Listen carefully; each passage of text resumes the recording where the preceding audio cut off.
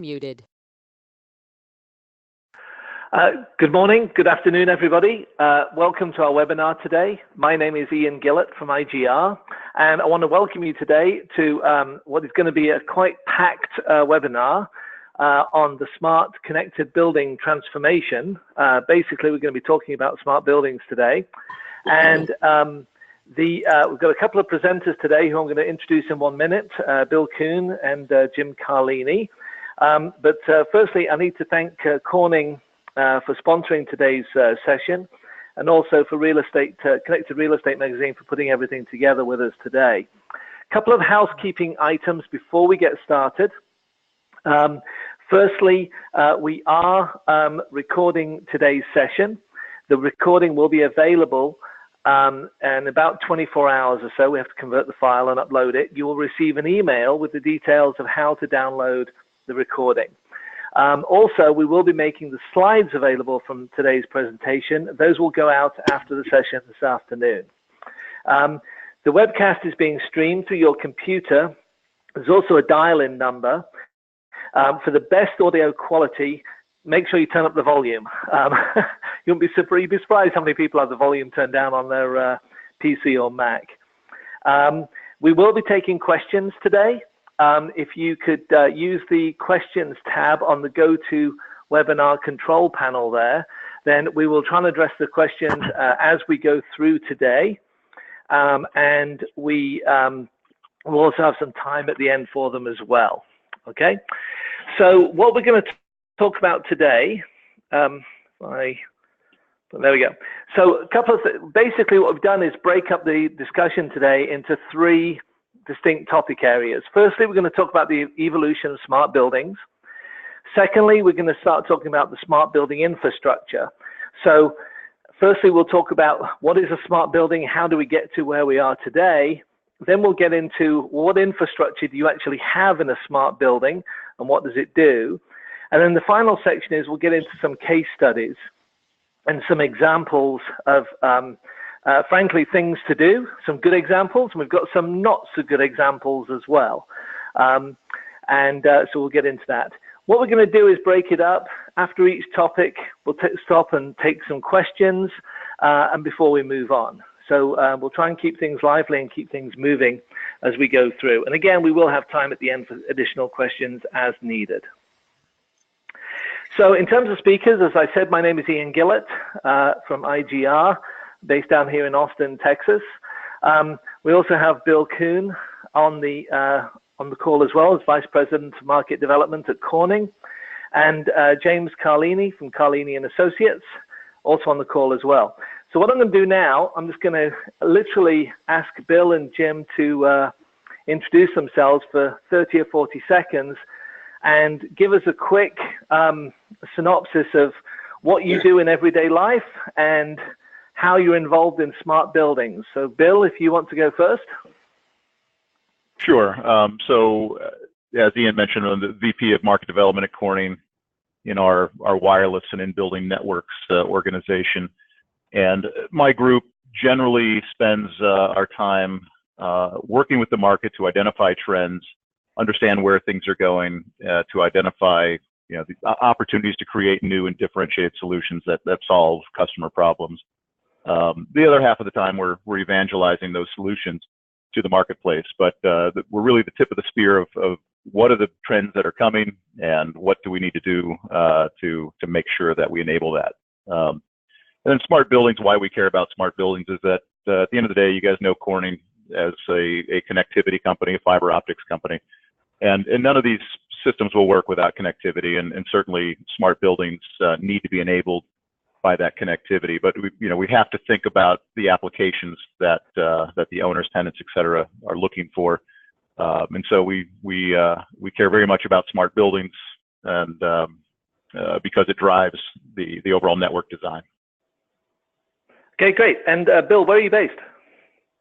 I am based in Charlotte, North Carolina. Okay, great. And Jim, 30 seconds, what do you do and why do you care about smart buildings? Well, I started back in 1985 with intelligent buildings when I was a director at Arthur Young. Now it's Ernst & Young. And I've worked with different intelligent buildings and mission critical architecture for the last 30 plus years. I include the being the chairman of the definitions committee for the Intelligent Buildings Institute in Washington, D.C. back through 1986 to 1988. I wrote some white papers. I wrote a chapter in Johnson Controls Intelligent Building Source Book back in 1988 that talked about measuring a building's IQ. And I worked on a lot of mission critical applications. I was a mayor's consultant on the 911 center in the city of Chicago, where we used a large amount of fiber optics, and worked with the Chicago Mercantile Exchange and other companies in putting in not only intelligent infrastructure, but intelligent amenities.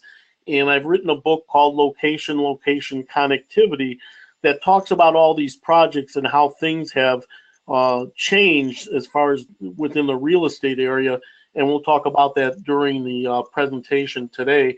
And I've also taught at Northwestern University for 20 years as an adjunct professor in both the undergraduate and the executive master's program, talking about technology management, network security, and other issues involving mission critical infrastructure.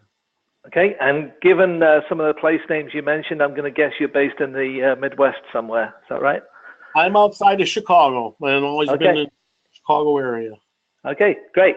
Okay, so let's get into the content now, and let's kick off the first subject, and let's talk about the evolution of smart buildings.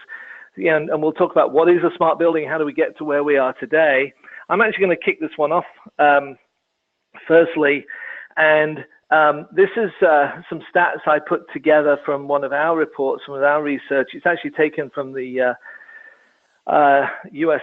Census, I think it is, or one of the U.S. government databases. But this is commercial buildings, U.S. commercial buildings by size for 2017. And you can see the pie chart there on the left-hand side. This is actually by square footage. So 49%, nearly half of the buildings, commercial buildings in the US are actually under 5,000 square feet. And you can see a very small percentage, actually just over 1%, are actually over 200,000 square feet. I think a lot of people imagine that a commercial building is that huge commercial tower block, that a big shopping mall, etc. But the reality is that most of the buildings are actually quite small. And if you add up the numbers here, you can see that basically what over 85% actually are under 25,000 square feet. Now, in terms of the statistics of how big the market is here, there's actually a total of 5.7 million commercial buildings in the US, and that's the number I like, 97 billion square feet in total floor space for those commercial buildings. The majority, of course, are very small, as we said. About 144,000 have more than 100,000 square feet of covering. So even though the large building is a small percentage, that's still 144,000 buildings is obviously a large number. And the wireless, indoor wireless systems today cover about 2.84 billion square feet. Let's call it 3 billion. Keep the numbers whole here. So you can see it's about 3% or so of the total available market. So it is relatively small in terms of how much we're actually addressing. So think of this as the total addressable market. Obviously, there's a lot of buildings out there, a lot of space, and obviously, with wireless being a relatively small part, not all of them are smart by any means. So Jim, I'm going to pass to you for the next couple of slides here. I want to talk about how do we get to where we are today? What is a smart building? How has it evolved? And how have we ended up where we are in the 21st century? Well, number one, I think we have to get on the same page. About a decade ago, there was a big study on infrastructure, and infrastructure is tied in with buildings as well. And when we talk about infrastructure, we have to take a look at all the different layers of infrastructure. And what I found out back then was that the Association for Society of Civil Engineers had a report card that a lot of people might have remembered, where they rated all the different layers of infrastructure, B minus, maybe C plus for the highways, C minus for the railroads, but they left out network infrastructure. And one of the things I saw was that before we get moving on developing and improving on things, we all have to get on the same page. And I put together this platform for commerce, a sort of a framework of all the layers of infrastructure. And it better defined all the different things that we have to take a look at, because this platform for commerce is what we're building these buildings on. And if we don't have everybody on the same page when we take a look at trying to do improvements, what we do is we find that a lot of people are not working together. And we'll talk about that in one of the later slides, where a lot of these things have now become convergent. And when we look at real estate, we're not only looking at real estate, but we're also looking at infrastructure, technology, and regional economic development. And I think you'll see that as we talk more today, that we have to understand everything that's going on. And we also have to take a look at this as being an investment and not an expense when it comes to adding these intelligent amenities like redundant power, redundant broadband connectivity. These are things that improve the marketability of real estate. And when you take a look at that, you have to make sure that you're not looking at it as a cost of doing business. You're looking at adding all these capabilities as an investment to get a higher caliber of tenant. Okay. Go ahead. Yep. The other thing is that we can't solve 21st century challenges with 20th century solutions.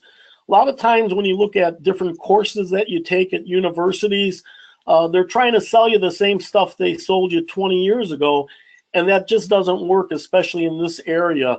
We've got so many different things to focus on, and what might have been a best practice 3 years ago is now obsolete.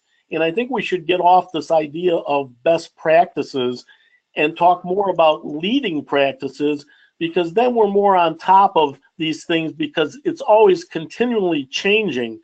And so we have to get rid of this idea that what you learned 10 or 20 years ago is still applicable to some of today's challenges. And that's one of the big reasons I wrote that book, Location Connectivity, is to talk about these things and how they've shifted in real estate. And today we're going to cover a lot of that today between myself and Bill and Ian. Great, thank you.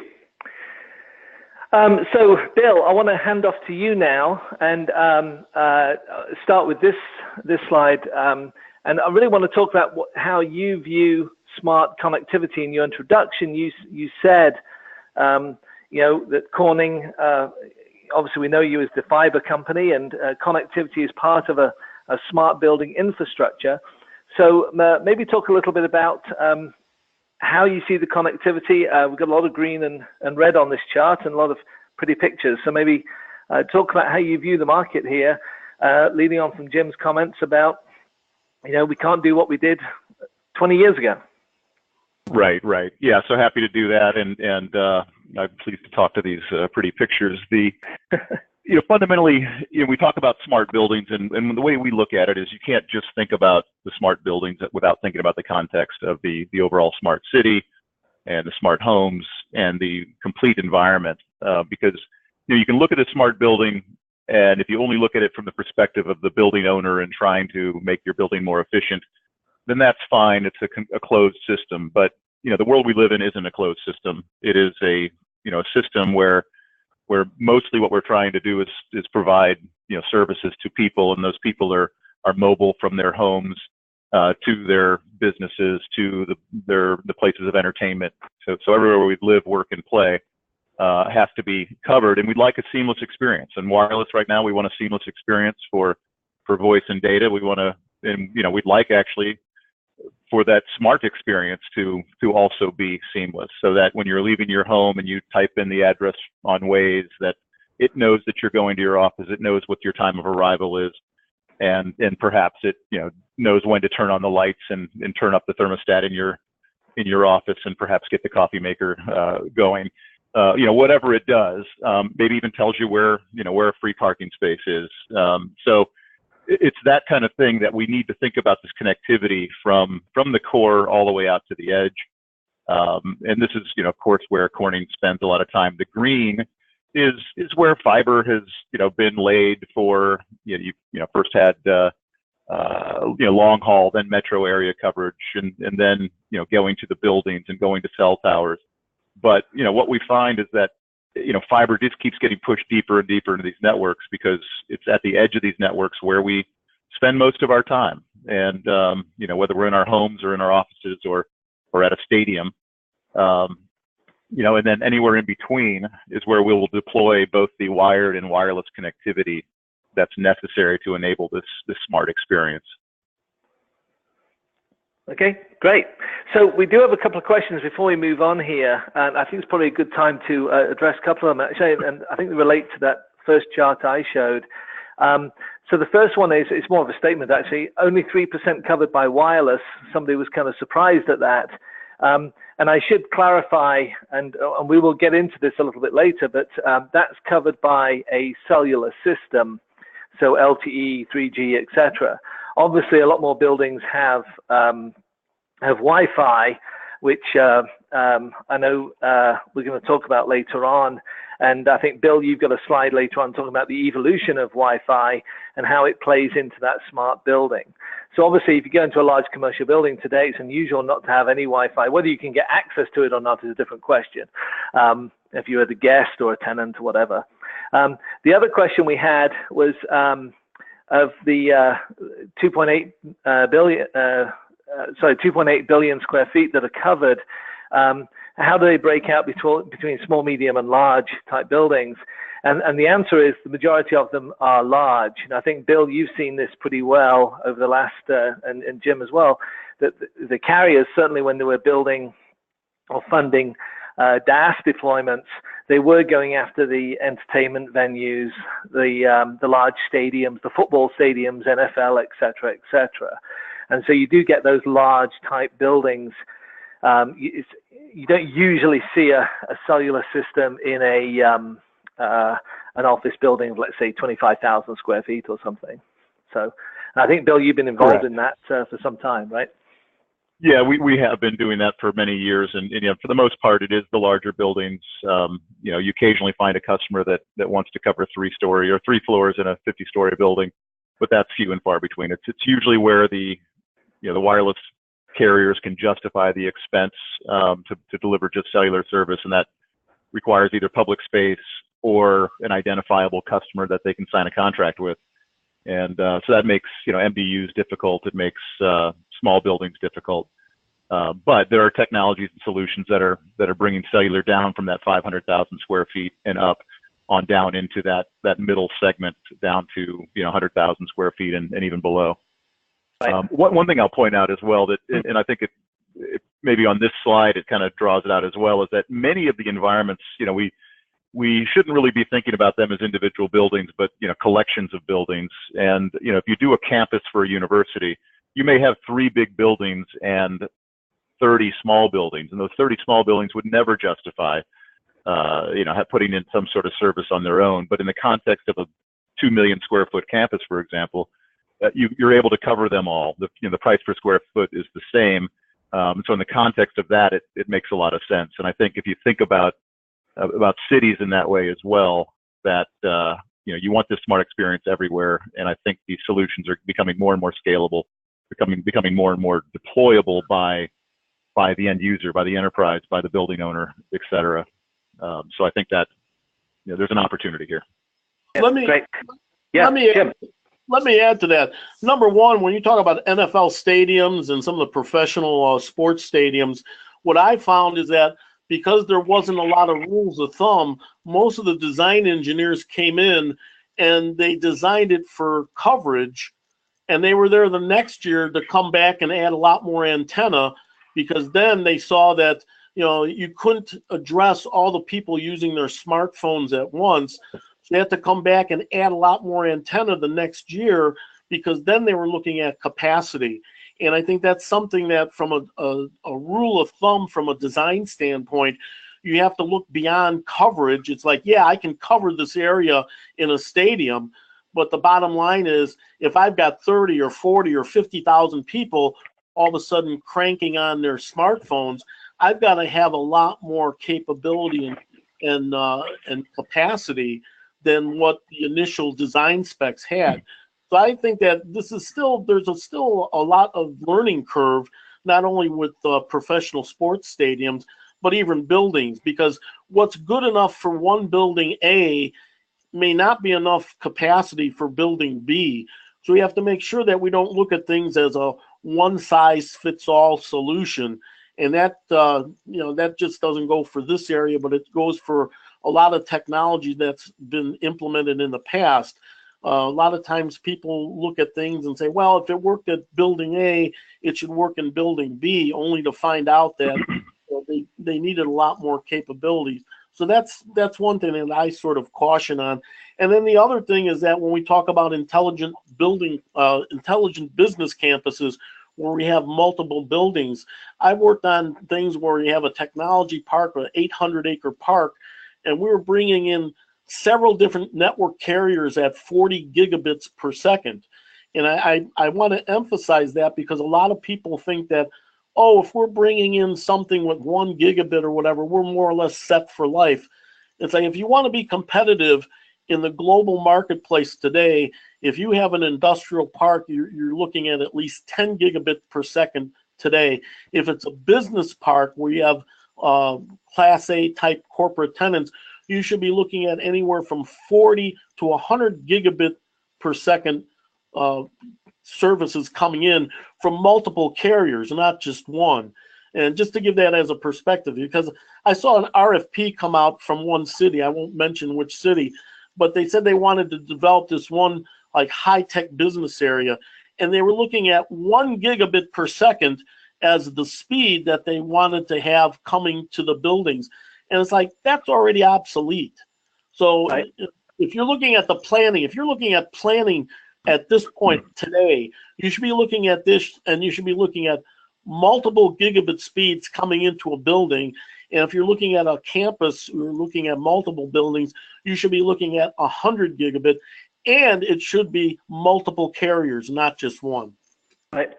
Yeah, that's a good point. And actually, it probably leads on to this the next slide here from Bill. If talking about the network here, obviously we've got a lot of the smart core, and then you've got the applications and services on the side there. The network here becomes key. And to Jim's point, the carriers, after every major sporting event, they always put out statistics about how much is used, right? How many terabytes the audience consumes sending photos, etc. Right? Mm-hmm.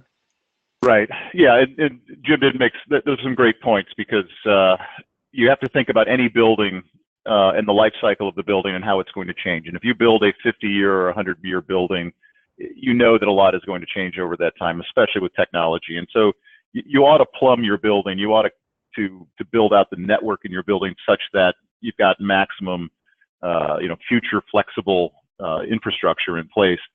And, because, as Jim mentioned, you design a building for one sector 1 year, and 2 years later you're in there designing it for 5 sectors, then it's 20, and then it's 100. You don't want to have to go in and rip and replace everything every time. So the other thing about the smart building as well is that, people often build single purpose infrastructure. And so they'll build a LAN system for their security and surveillance. That vendor will propose an entire LAN network, and for building automation, and for access control, and for the tenants, and so a lot of parallel networks going in, a lot of different trades quoting similar things and building similar things. And yes, you look at these buildings, fiber has been the great converging media. It's 100% of campus connectivity, and it's about 80% of riser connectivity inside of buildings.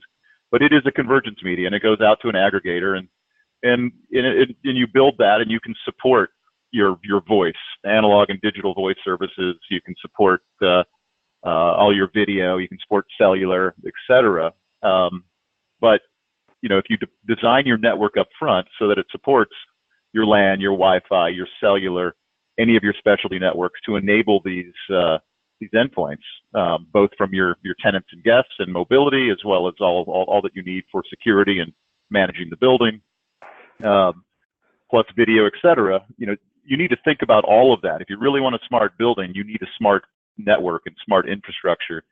And there's a smart way to design that, a smart way to lay it out that actually spends less money on all of the cabling and electronics, and more money is allowed for the toys out the end, the things that you really care about. Right. Let me interject something on that. Is that you have to look at the true cost of cabling. The true total cost of cabling is not just the initial setup and the initial design. It's whether or not you have to go in, as Bill pointed out, 5 years later, disrupt everything you've already built, and then rebuild it and redesign it. We got away from the rule of thumb that says when you build a network infrastructure, it should fit the lifespan of the building, not the lifespan of the technology that's hanging off of it. In other words, I switch out desktop computers every 3 to 5 years. I shouldn't be switching out the network infrastructure or the cabling infrastructure that's connecting them. And I see that over and over and over again at a lot of these corporations where people do not have a long-term vision. It's like, well, let's just fit the cable for what we've got today. And 5 years later, they're tearing down the walls and putting in the next flavor of cabling. Right. That stuff has to stop. You put in cabling, let the cabling go in there for 30, 40, 50 years. And the true cost of cabling, even if that stuff costs you more money up front, during the long term, you're going to save a ton of money, not just only in the components of the network infrastructure, but all the disruption to all your people, because you're bringing in all this labor to redo the network configuration that you just put in 5 years ago. And a lot of people don't add those types of costs when they start to plan these things out. And that's mentioned in my book, just to give you a cue. Yeah. So what you're saying, Jim, is just because you change a light bulb doesn't mean you rip out all the electrical wiring, right? The electrical wiring is there for the life of the building. So let's talk about what this infrastructure is. We've talked about, we kind of got into it in the last section here, and I do want to keep moving on because we've got some more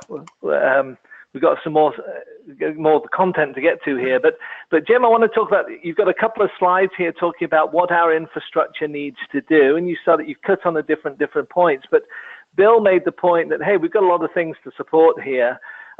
We don't want a single-use network, and I think you've got, some of the things here you're talking about that we've got to support. So what does a smart building actually support? It all depends on who's your tenants, and that's a big thing. Here again, it's not a one-size-fits-all.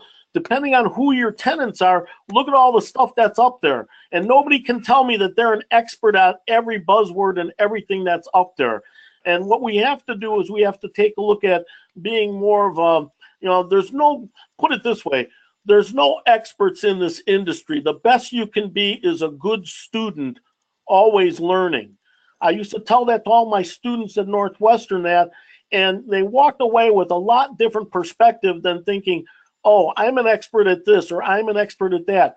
When you throw up 20 or 30 different types of technologies that are going out in their own direction and more or less setting up their own industries, you can't be an expert at all of it. But what you have to do is you have to understand that there are interrelationships between all these things, and how do you put up the best network that's going to support the ones that you're focused on, whether it's a multi-tenant building, whether you're the corporate tenant within the building. But you have to see what are you trying to address and then design your network to accommodate that. Go ahead. Okay. Again, just for one idea, when the real estate, this was the basic concept of the book, is that before we dealt with 4 different areas, and the way we educate people is through a silo-based degree where you have a degree based on technology or real estate or infrastructure. But now what's happening, and this is the actual marketplace, those 4 areas have converged. So now we have real estate, technology, economic development, and infrastructure. And if you want to sell to that marketplace, you have to understand that it's a convergent marketplace. Or if you're building something, you have to realize that all these things are sort of meshed together. And so you have to have an understanding of all those four areas rather than saying, well, I'm a technology person or I'm a real estate person. Those people don't get it because they don't see how all these things have interrelated. The sharpest people that are out there today are the ones that understand that this convergence has taken place over the last 3 decades. We're not talking about today. We're talking about over the last 3 decades. And that's why when you take a look at these programs at some of these universities, and they don't have one course in their real estate department that talks about intelligent buildings, that's not a new concept. That's been around since '85.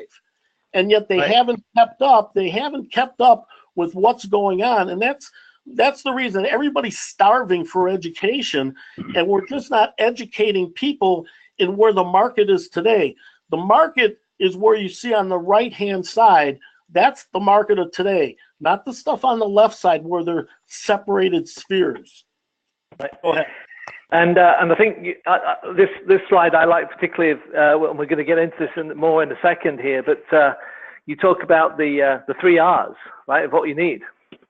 The 3 R's. It's not reading, writing, and arithmetic. When it comes to mission critical applications, it's reliability, redundancy, and resiliency. And I'll make you a bet when it comes to that, I can throw out a number like 96% of the buildings out there you can't have any type of corporation living in that building because the building itself doesn't support mission critical applications. How many buildings out there, downtown office buildings, where you see where they're connected to 2 central offices or 2 separate power substations? There aren't.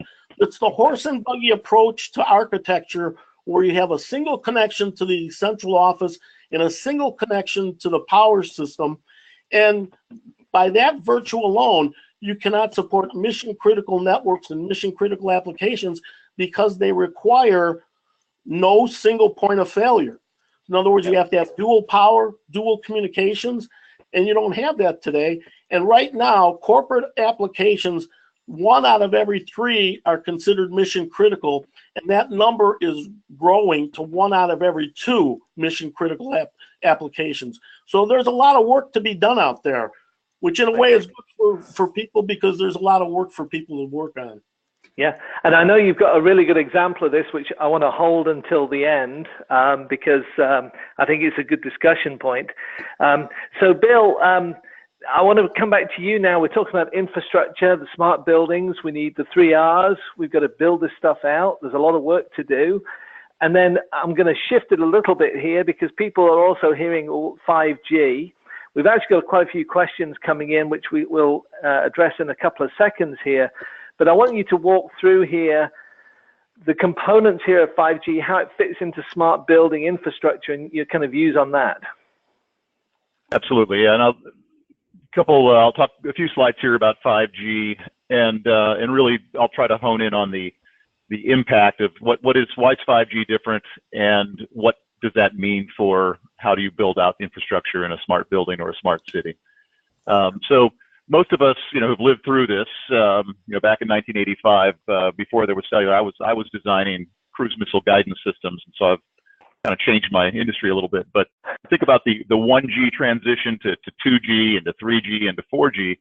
They were really all about, first going from voice and then getting digital voice and a little bit of data and then more data and more data and more bandwidth. It was all about increasing the speed that you get to a single device, and that device being able to consume a lot of bandwidth, and finally up to video. And so, yes, 5G is about that. 5G is about being able to support 8K, Ultra HD video and virtual reality and augmented reality. But it's about much more than that as well. It's also about very low latency, which had not been a big issue with cellular networks, because we want real time applications to run over this network for someone to be able to do surgery or to ride in autonomous cars. And And then the other aspect of it is that, as you optimize these networks for, each of us to be carrying one or two devices and consuming a lot of data, that was kind of the other end of the spectrum, is a whole bunch of devices, billions and billions of devices consuming a very little bit of data, but many, many connections that are, important. And that's the Internet of Things. And so 5G is actually trying to address more with this next generation than what you typically saw the other generational shifts. And that has some implications on the network. Let's go to the next slide. So one of the things you think about is, 5G does need, it needs a lot more spectrum. And so 5G will have millimeter wave in use, and that's the only place where there are hundreds of megahertz worth of spectrum available to create this really broadband experience. But it will also be deployed down at the mid bands, and there'll be carrier aggregation. But what that does is make your networks more complicated, and which is fine. If you're going to try to aggregate multiple bands, you need a system and a network in the building that can do that. But the other thing about getting more out of this, you have more spectrum. You also want more spectrum efficiency, and it's a little bit technical, but this MIMO technique and massive MIMO is something that the point to make here really is that you can't do massive MIMO over a coaxial cable network. You need to have active electronics out at the edge. You think about your Wi-Fi 802.11n or AC that has MIMO. It is an active element out at the edge with embedded antennas. At millimeter wave frequencies, it could be an 8x8 antenna array, or even bigger than that. And so the point here is really that 5G, with these techniques that are required to get this kind of bandwidth, will require an active element out at the edge. The other thing to think about as you think about these buildings is that it's a combination of licensed and unlicensed spectrum. It's also a combination of LTE and Wi-Fi working together, and other technologies. It's trying to build an environment where multiple technologies coexist or collaborate, and where perhaps the unlicensed bands are being used by LTE in a same environment where Wi-Fi is being used. So these are kind of things you need to think about, and the implications really are that you need a big fat pipe out to a active antenna element to really enable 5G inside the building.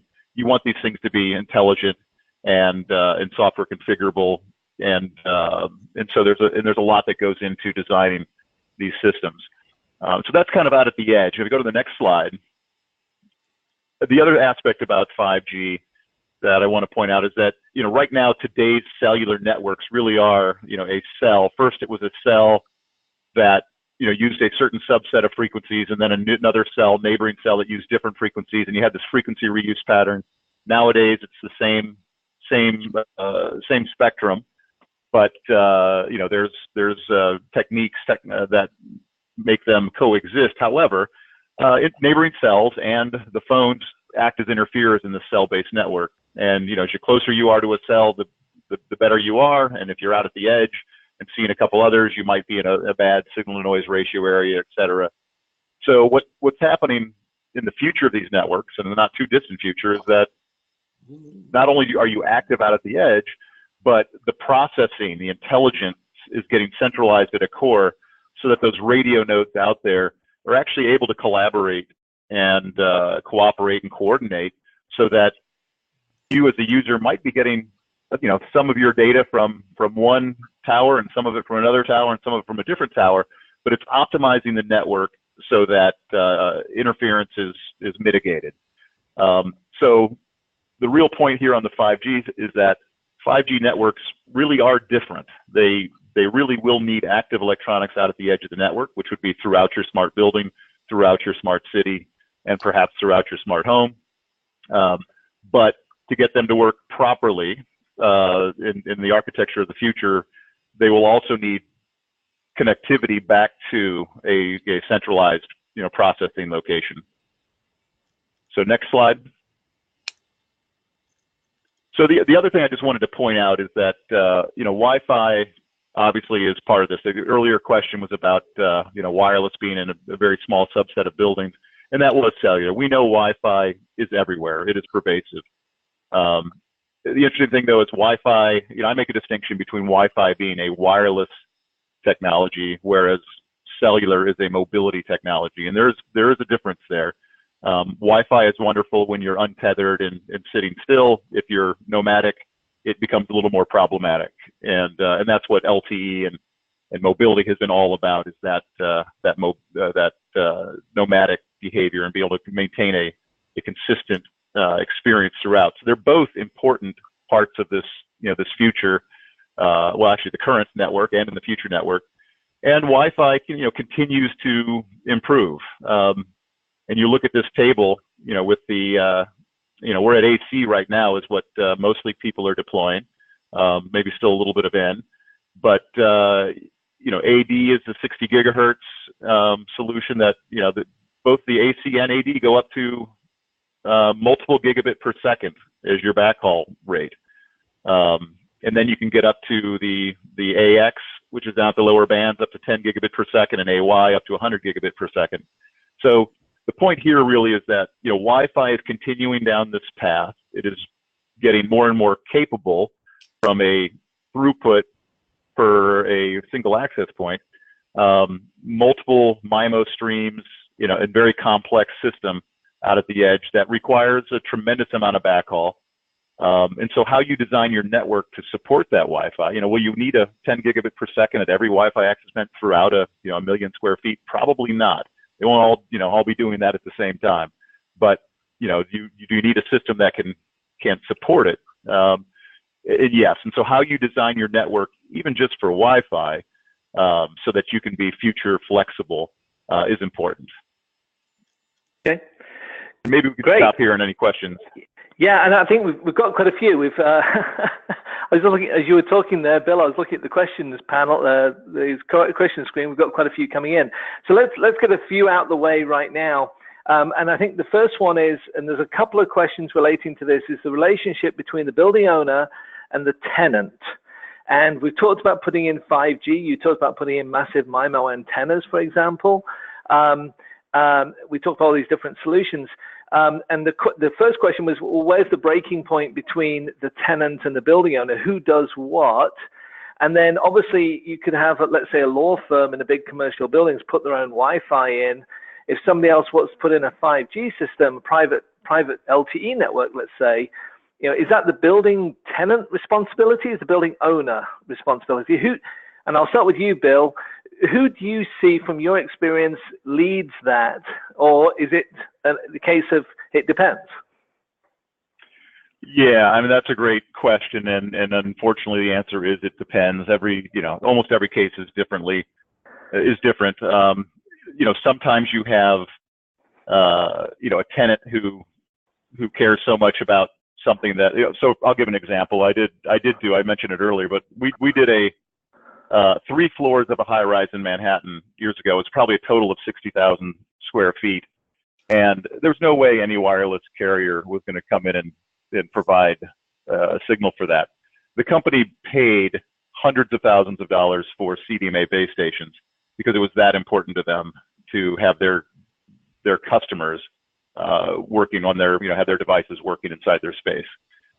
So it is really it's a complex ecosystem. There's many stakeholders in this game, and what we think is the first and foremost that as you're plumbing your building, you ought to put in and insist on a single converged infrastructure for all of the things that you need as a building owner or as a developer, and build it out so that you can enable both tenants to do what they want to do and service providers, whether they're landline or wireless or anything else, to be able to come in. But what you don't want is somebody coming in and coming in and saying, hey, I need to install a new infrastructure for your building so I can serve my customers. And then somebody else comes in and wants to install another infrastructure to serve their customers.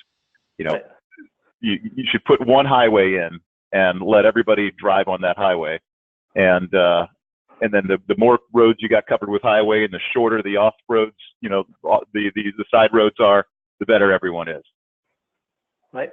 So, Jim, you mentioned earlier some of your comments about the building and protecting the investment, et cetera, et cetera. We talked about the stadiums, the carriers building out those stadiums. And you said they're built for coverage, and they came back and put capacity in later on. from your perspective, what do you see as a relationship between the carriers here as we move into 5G and the smart building, let's say the building owner or the tenant? I mean, do you see a situation where a building owner builds out a network, then leases capacity back to the carrier, for example, because they built it? Well, I'll give you a great example, and it covers the commercial buildings that Bill was talking about as well. Number one is, remember this, everything is market driven. If I'm in a market where I don't have to do anything but just rent out space, then I don't have to do anything to my building. Now, that market has been shrinking intensively in the last 20 to 30 years. Real estate people used to just think, okay, that guy over there is $18 a square foot. We'll drop it to $15 a square foot for our building. And then the next guy that's more hungry, he says, well, I'll drop my building to $12 a square foot. And you get all these people, all they're doing is selling space. Well, today you can't just sell space, and you have to take a look at these things that Bill was talking about and what I was talking about as intelligent amenities. Just like someone wouldn't move into a 30-story building unless it had an elevator. The traditional amenities like elevators and HVAC, people expect them to be in a building. Well, people are now starting to expect certain types of broadband connectivity within a building. And if it's not there, they move on. And so building owners and property management companies have to think about, what do we put in the building to make it enticing to a Class A corporate tenant? Now, if you don't want to address the Class A corporate tenants, then I guess you don't have to really think about these things. But if you want someone to be in your building or be in your intelligent business campus where you have multiple corporations within a 100 or a 300 or a 1,000 acre campus, you have to look at what should I be bringing in. One of the things is that when you say, should the building owner, the property owner do some of this, I say definitely. I worked with one business park owner where they were going to let AT&T come in and put in all the conduit. And at short glance, you say, hey, that's great. That's money that I don't have to worry about putting in. They're going to bring in their own conduit. The problem is, once the carrier owns the conduit, then they can more or less dictate who else comes in there. And it sort of strangleholds the property owner then as far as having other types of carriers come in. Whereas if they put in the conduit and then they more or less let the carriers come in to that conduit that's owned by the property owner, now all of a sudden they can offer 3, 4, 5 different carriers, and they're not hamstrung because one carrier owns the property, owns the conduit within the property. And so that's a big shift. Again, that's a big shift in the mindsets, or should be a big shift in what they look at and say, oh, do we let a carrier do this? Or do we put in our own conduit, and then that way we can bring in 2 carriers, 5 carriers, whatever. And that's something that, it's a planning decision. It's upfront when you do the planning, but it's a huge decision when you look at the lifespan of the building or the intelligent business park, intelligent business campus, if you're looking at building something for 30, 40, 50 years. Yeah, and as you say, this is what people are expecting. My kids are getting out. One's out of college, one's getting out of college. They're used to having bandwidth wherever they want it, all the time, on demand, and they expect that in their apartment. They expect that in public transport, and of course they expect it when they go to the office and when they go to work. And as they rise through as their careers evolve, they'll be making more and more decisions about where companies are located. So Bill. Yeah, that'll make a Class A building go down to a Class B building.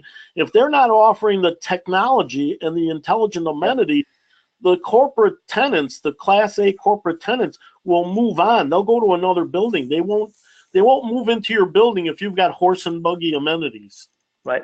So, Bill, I want to shift back to you. We've got literally 8 minutes left. I know we've got quite a few slides here. I think we moved these fairly quickly, but I know you've got some case studies of different things we want to showcase here. So if you want to walk through this, then we'll open up at the end for some more questions. Yeah, absolutely. So I'll walk through it quickly. I think before we get into the case study, just quickly, the Corning solution that will be highlighted in this case study is the Corning One solution in these case studies, where fundamentally, it is a fiber deep infrastructure, very simple network topology that future readies your network. And one thing about taking fiber deep into your network, if you put active electronics out in places where it's not a closet, you need to deliver power. And so that problem's been solved to deliver hundreds or thousands of watts of power over a composite cable out to the edge. So whatever you might need, a fiber power distribution solution is what we're really talking about, and getting out to these edge locations. And then Corning also has equipment and network solutions that enable both cellular and LAN. And so we have cellular DAS equipment. We also have small cell enterprise radio access network, small cell solutions, and combinations of those two to kind of provide an end-to-end solution that the carriers need. And then on the LAN, we have software-defined LAN solutions as well that have small, 2-port and 4-port units that are designed and optimized for out at the edge. And so these are all the things you need to enable wired and wireless connectivity inside of these smart buildings.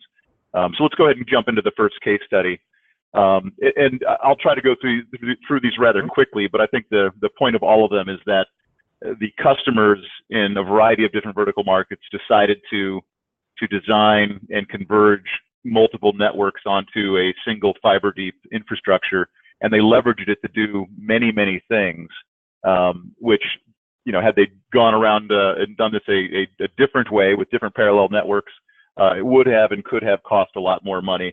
So they saved money, and more of their money went towards the actual appliances and devices they needed to use. So here's a case. It's a Courtyard by Marriott, moderate size, 144 room hotel, but they did high speed internet and Wi-Fi and IPTV to the guest rooms, and then supported all of that plus their building management and their LAN and point of sale and security off of the network as well, in the back of house and all the public space. And you can see in the lower pictures that all these hotels have equipment behind the TV, but here's a case where fiber and power was brought to the room, and there's a Wi-Fi access point back there. There's the any gear you need for LAN, IPTV, etc., is kind of mounted there behind that device that's holding the TV. And so they're doing this because that fiber and power to the room gives them really a future-proof network with virtually unlimited bandwidth and significant power advantages over normal kind of category cable and PoE deployment. Right. So let's go on to the next slide. Well, it's a shame you couldn't fix that wallpaper as well at the same time, but yeah, I know. It's hideous, but yeah. So here's another case. It's a corporate headquarters building where this is supporting Wi-Fi, a multi-operator distributed antenna system, security and building management, as well as IPTV. And the picture over on the right, you can see it's just a typical, moderate size office building, but parking garage. The top right photo there is actually a photo of the multi-band cellular remote that also has, integrated gigabit Ethernet capabilities to plug in a nearby security camera, etc. The lower left picture you'll see is that the box on the right is actually the fiber to the edge ONT, and so there's several ports on that to plug in PoE devices. And so just a combination. The entire infrastructure is done with fiber to the edge, both for cellular as well as their LAN and all the applications. And then next. All right, corporate campus. And can you guys still hear me? Yep. Okay, great. Yeah, so corporate campus, this is a research building. It's just another one. What was exciting about this one was, again, this is fiber to almost every single device. Most of the devices have one application connected to that endpoint, and it's got Wi-Fi. It's voice over IP. They chose to go wireless first, so there are not a lot of ports and not a lot of hardwired connections in this building. But it also has multi-operator DAS, and they support their building management. and the security on it. What's interesting though is their digital signage solution that they chose actually had SFP fiber ports on it, and so for these they chose to go with fiber directly from the head end of the building out to these locations. So I think that's a key point that I need to make, is that in all of these architectures, every one of these fiber endpoints goes back fiber to one single concentration point at the building. So everything has a unique fiber path to that one point. There's no aggregation going on elsewhere. And so this is important when you think about the flexibility of your network and what you can do with it in the future. And so great example here of actually fiber to devices and that fiber plugging right into those devices. Next example. So this is one that, again, just showing the versatility of this. This is a campus that has single family homes as well as multi-dwelling units, the residential community. But, the solution's actually being used for a private fiber to the home network to deliver video and high-speed internet and Wi-Fi and POTS lines. So a lot of flexibility in this solution and the capabilities and how you can deploy it. And I thought this was a useful case to include because it's just one you don't typically think about when you're thinking about just doing a building. And then the next use case, large hospital. In this case, they already had plans for other things, but here's a case where they view the fiber and power to the edge as something useful for just the security cameras, and so that was the first application that they put in. But fiber and power deep to power their cameras and connect them, dramatically simplifying the architecture. Did not have to build out IDFs and put switches out at the edge and run 100 meters of category cable. These all go back to a central head end. And then now that they've put this out there, they realize they have that power and connectivity at the edge, and so now they're starting to add Wi-Fi and other applications off of these locations. So that's it for the kind of my case studies. I think that this one slide here is really kind of meant to drive it home. This is a large hotel that's connected to some public space in Chicago, but we did this with Marriott with an all fiber to the room convergence of all of their networks, including cellular DAS. And I think the lower left quote is really perfect. I mean, this is why people think about this, is that they're building a 100-year building. They want a 100-year infrastructure, and perhaps the fiber might actually outlast the buildings. And then the upper right quote is really drives it home. When you do this and you replace a whole bunch of relatively long copper runs with an aggregated fiber run deep, and then have short copper jumpers, they saved 750,000 feet of copper, and so tremendous savings, as well as creating a very future flexible network. Yep. So that's it for my case studies. Great, thank you. So we're just about out of time, but we've got a couple of slides left. I know that some of people have probably got to drop off and run to other meetings. Just a couple of very quick housekeeping questions. There's a few questions in there. Firstly, any questions we didn't get to, I will get to Jim and Bill this afternoon, and we'll get back to you in email. Secondly, we will be sending out the slides after the event, so you've got all the case studies. I know there were some questions, Bill, on follow-up on these case studies with some specific detail, so I'll send those questions to you. Okay. And also, of course, we will be recording, and that will be available. Now, Jim, I want to come back to you finally and literally take just literally a minute. But you mentioned earlier on about your 3 R's, and I know we're going to talk about the bad examples. Bill's given us some good examples here. And let me give you a great example. A great example is, I was a mayor's consultant on the 911 center, the planning and design of the Chicago 911 center. This was something that we built. This thing opened up in '95, and when it opened up, it had dual fiber optics to both central offices, plus it had 176 miles of dual fiber connecting 80 police and fire buildings throughout the city. Nothing like this was ever built before that, and the only other place that had as much fiber was a network carrier. So we really did a big job on this 911 center that is looked at as the #1 center in the United States by the Department of Homeland Security. So that's, if you're looking for an excellent example, look at that. Now you look at a bad example, look at Atlanta Airport, where they say, oh, we had resilient, we had all this dual things, but what happened was they had both power systems coming through the same conduit. So when that conduit caught on fire, that knocked out all the power to Atlanta. And my big question is, and I'll take 10 seconds, my big question is, how many other Atlantas do we have out there, whether it's commercial buildings or airports or whatever? How many other Atlantas are just sitting out there waiting for a disaster? You know, we have to make sure our designs are good. Yep. And if you think about, I'm sure there's probably some people on the line today who were caught in Atlanta. I know I had friends down there.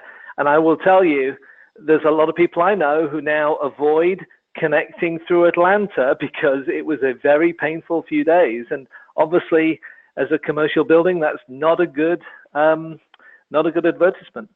Well, I want to thank you both very much today. We are out of time. Thank you, Bill. Thank you for Jim. It's been great. We've packed a lot in here. There are some questions we didn't get to, but we will get back to all of you who had questions. I'll reach out to you on email, and we'd be happy to introduce you back to Bill and Jim as needed, and we can do some follow-up. Again, we will be sending out the slides. We were recording today's session. You will get an email in the next 24 hours with the details on how to get those. I want to thank you, Bill, and Corning for putting this together, Connected Real Estate Magazine for promoting it, and Jim for all the insights. So thank you, guys. It was great. Thank you. Thank you. Thank you.